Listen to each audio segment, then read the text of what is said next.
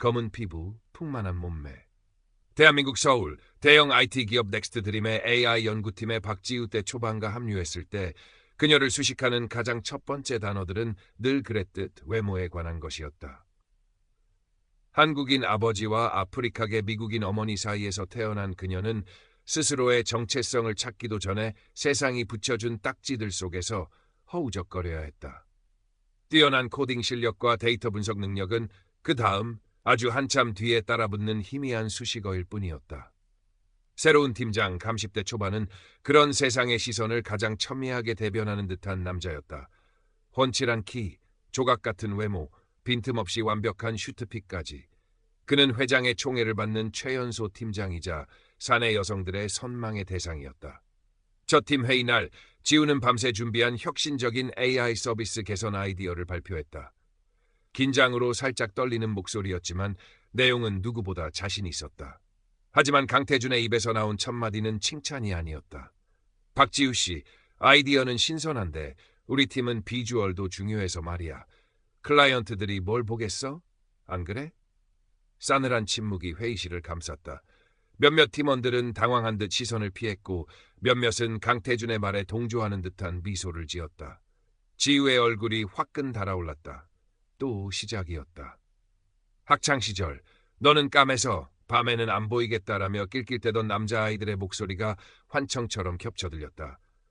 이전 직장 면접에서 실력은 좋으신데 우리 회사 이미지와는 좀 이라며 고개를 젓던 면접관의 얼굴도 스쳐 지나갔다.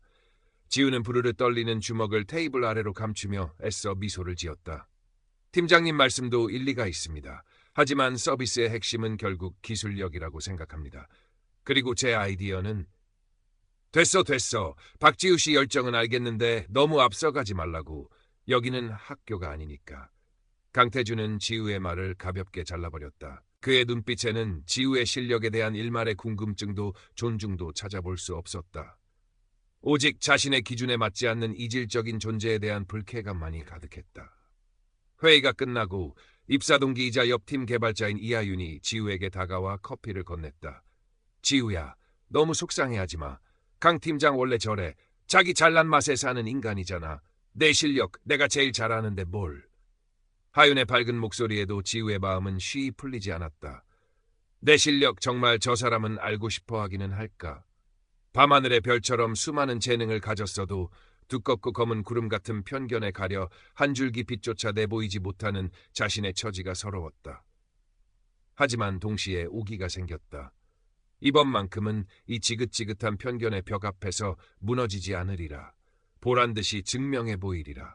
박지우라는 이름 세 글자가 단순한 외모의 수식어가 아닌 압도적인 실력의 대명사가 될 수 있다는 것을. 넥스트 드림의 사활이 걸린 차세대 AI 챗봇 소울메이트의 출시가 코앞으로 다가왔다. 박지우는 밤낮 없이 연구에 매달렸다. 그녀의 검은 피부는 잠 못 이루는 밤들로 인해 더욱 푸석해졌고 풍만한 몸은 불규칙한 식사와 스트레스로 조금 더 부풀어 올랐지만 모니터 속 코드를 바라보는 그녀의 눈빛만큼은 그 어느 때보다 형형하게 빛나고 있었다. 그리고 마침내 기존 챗봇의 감정 인식률을 획기적으로 끌어올릴 수 있는 새로운 알고리즘, 딥소울을 개발하는 데 성공했다. 마치 꽁꽁 얼어붙었던 땅속에서 마침내 새싹을 틔워낸 기분이었다. 지우는 떨리는 마음으로 강태준에게 딥소울 알고리즘의 설계도와 테스트 결과를 보고했다. 강태준은 보고서를 넘겨보며 처음에는 시큰둥한 표정을 짓더니 이내 미간을 찌푸리며 놀라움을 감추지 못했다. 그의 입가에 순간적으로 스쳐 지나가는 감탄의 빛을 지우는 놓치지 않았다. 하지만 그것도 잠시 그는 이내 평소의 오만한 표정으로 돌아와 말했다. 박지우 씨. 생각보다 쓸만한 걸 가져왔네. 하지만 아직 검증해야 할 게 많아. 안정성 문제도 그렇고 일단 내가 좀 더 검토해보지.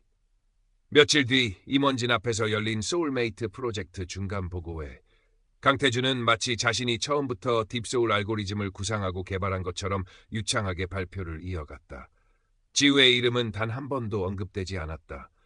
임원들은 강태준의 발표에 극찬을 쏟아냈고 그는 화려한 스포트라이트를 한 몸에 받았다. 회의가 끝나고 강태준은 지우에게 다가와 어깨를 툭 치며 말했다. 박지우 씨, 알고리즘 안정화 작업이나 잘 마무리해. 발표는 내가 할 테니. 역시 난 사람 보는 눈이 있다니까. 자네 같은 인재를 알아봤으니 말이야. 그의 뻔뻔한 태도에 지우는 할 말을 잃었다. 분노가 치밀어 올랐지만 동시에 깊은 무력감이 그녀를 덮쳤다. 이 거대한 조직 안에서 저렇게 빛나는 외모와 배경을 가진 사람을 상대로 자신이 무엇을 할 수 있을까? 하지만 그 순간 지우의 머릿속에 어머니의 목소리가 울렸다. 내 잘못이 아니란다, 아가. 세상이 아직 너의 아름다움을 다 보지 못할 뿐이야. 하지만 언젠가는 알게 될 거야. 내 안의 빛이 얼마나 강렬한지. 지우는 떨리는 손으로 스마트폰을 꺼내 녹음 버튼을 눌렀다. 그리고 강태준과의 대화 내용을 고스란히 담기 시작했다. 그날부터 그녀의 비밀스러운 싸움이 시작되었다. 개발 과정의 모든 로그 기록, 초기 설계도, 강태준과 주고받았던 업무 지시 메일, 심지어 그가 무심코 내뱉었던 차별적인 발언들까지. 그녀는 차곡차곡 증거를 모았다. 마치 어둠 속에서 길을 찾는 탐험가처럼 진실이라는 한 줄기 빛을 향해 나아갔다. 강태준의 지우에 대한 견제와 괴롭힘은 날이 갈수록 심해졌다. 그는 공식적인 자리에서 지우의 외모를 비하하는 발언을 서슴지 않았다. 우리 팀에 글로벌 인재가 있긴 한데 글로벌 스탠다드와는 거리가 좀 멀어서 말이야. 화면발이 영 안 받네. 중요한 클라이언트 미팅이나 팀 회식 자리에서는 의도적으로 지우를 배제했다. 박지우 씨는 오늘 컨디션이 안 좋은 것 같으니 사무실에서 쉬는 게 좋겠어. 그의 말 한마디 한마디는 날카로운 비수가 되어 지우의 가슴에 꽂혔다. 설상가상으로 회사 익명 게시판에는 능력도 없으면서 외국인 전형으로 굴러들어와 팀 분위기 흐리는 검은 돼지 X, 회사 망신이다라는 식의 악의적인 글이 올라왔다. 누가 쓴 글인지는 뻔했다. 지우는 화면을 보며 입술을 깨물었다. 눈물이 핑 돌았지만 울지 않았다. 대신 그 글을 캡처해 증거 폴더에 추가했다. 절망감에 휩싸여 모든 것을 포기하고 싶을 때도 있었다. 하지만 그때마다 이하윤이 그녀의 곁을 지켜주었다. 하윤은 익명 게시판의 글을 보고 누구보다 분노하며 내가 가만 안 둘 거야. 저런 글 쓰는 인간들 신상 다 털어버려야 해. 라며 씩씩댔다. 그리고 다른 팀의 소수자 직원들과 함께 넥스트 드림 내 차별 반대 소모임을 만들어 지우에게 힘을 실어주었다. 그들의 작은 연대는 꽁꽁 얼어붙었던 지우의 마음에 따뜻한 온기를 불어넣었다. 그녀는 혼자가 아니었다. 소울메이트의 최종 고객사 시연회가 일주일 앞으로 다가왔다. 강태준은 딥소울, 알고리즘이 탑재된 소울메이트의 모든 성공을 자신의 것으로 만들기 위한 마지막 계획을 세웠다. 그는 박지우를 자신의 사무실로 불렀다. 박지우 씨, 시연회 당일에는 기술 지원팀에 가도록 해. 자네가 앞에 나서는 건 우리 회사 이미지의 마이너스야. 알잖아? 이건 자네를 위해서 하는 말이야. 괜히 상처받을 필요 없으니까. 그것은 사실상의 해고 통보와 다름없었다. 지우는 더 이상 물러설 곳이 없다고 판단했다. 그녀는 강태준의 눈을 똑바로 바라보며 말했다. 팀장님, 저는 소울메이트의 핵심 개발자입니다. 그리고 딥소울 알고리즘은 제가 만든 것입니다. 시연회 무대에 설 자격은 저에게 있습니다. 강태준은 지우의 당돌한 태도에 잠시 놀란 듯했지만 이내 코웃음을 치며 말했다. 자격? 박지우 씨, 아직도 상황 파악이 안 되나? 이 바닥은 실력만으로 되는 게 아니야. 이미지가 얼마나 중요한지 몰라? 당신 같은 사람이 앞에 나서면 그의 말은 더 이상 이어지지 못했다. 지우가 그의 책상 위에 작은 USB 하나를 올려놓았기 때문이었다. 그 안에는 강태준의 모든 만행이 담겨 있었다. 운명의 날, 소울메이트. 최종 시연회가 열리는 컨벤션홀은 국내외 주요 언론사와 투자자들로 발 디딜 틈이 없었다. 화려한 조명과 웅장한 음악 속에 강태준이 자신감 넘치는 모습으로 무대에 올랐다. 그는 딥소울 알고리즘을 마치 자신이 밤샘 연구 끝에 개발한 것처럼 열정적으로 설명했고 청중들은 그의 현란한 프레젠테이션에 빠져들었다. 그리고 지금 여러분께 딥소울이 탑재된 소울메이트의 경이로운 감정인식 능력을 직접 보여드리겠습니다.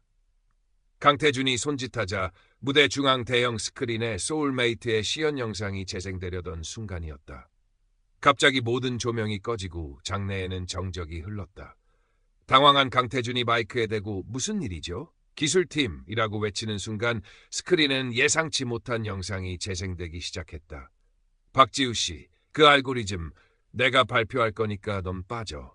어차피 너 같은 애가 앞에 나서봤자 우리 회사 이미지만 구겨져. 강태준의 목소리였다. 박지우가 그의 사무실에서 녹음했던 파일이었다. 장내는 술렁이기 시작했다.